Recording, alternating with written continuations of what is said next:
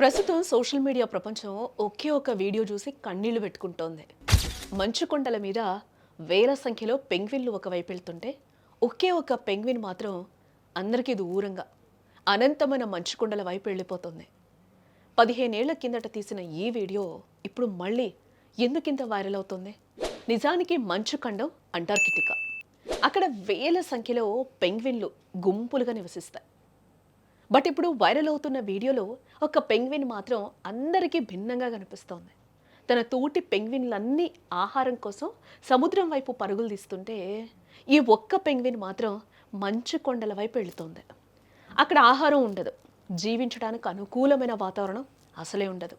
అది వెళుతున్న దారి చావుకు దారి అని దానికి తెలుసు. అయినా ఎందుకు వెళ్తుంది?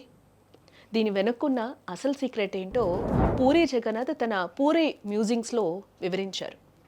పెంగ్విన్లు అంటే కేవలం పక్షులు మాత్రమే కాదు, అవి నమ్మకానికి నిలువుటద్దాలు. ముఖ్యంగా మగ పెంగ్విన్లు తమ పార్ట్నర్ను ప్రాణం కంటే ఎక్కువగా ప్రేమిస్తాయి.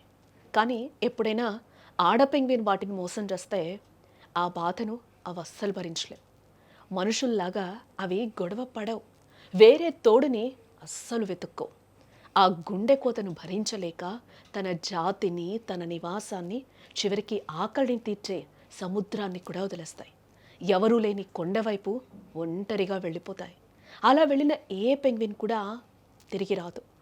అక్కడే ఏకాకిగా నిలబడి ఆకలితో అలమటించి ప్రాణాలు వదులుతాయి. ఇది ఒక రకమైన ఆత్మాహుతి. ఆ పెంగ్విన్ తీసుకున్న నిర్ణయం చూస్తుంటే ప్రేమ మీద దానికున్న గౌరవం అర్థమవుతుంది కదా. ఈ పెంగ్విన్ కథ వింటుంటే మనుషులమైన మనకు ఒక పెద్ద పాఠం వినిపిస్తోంది.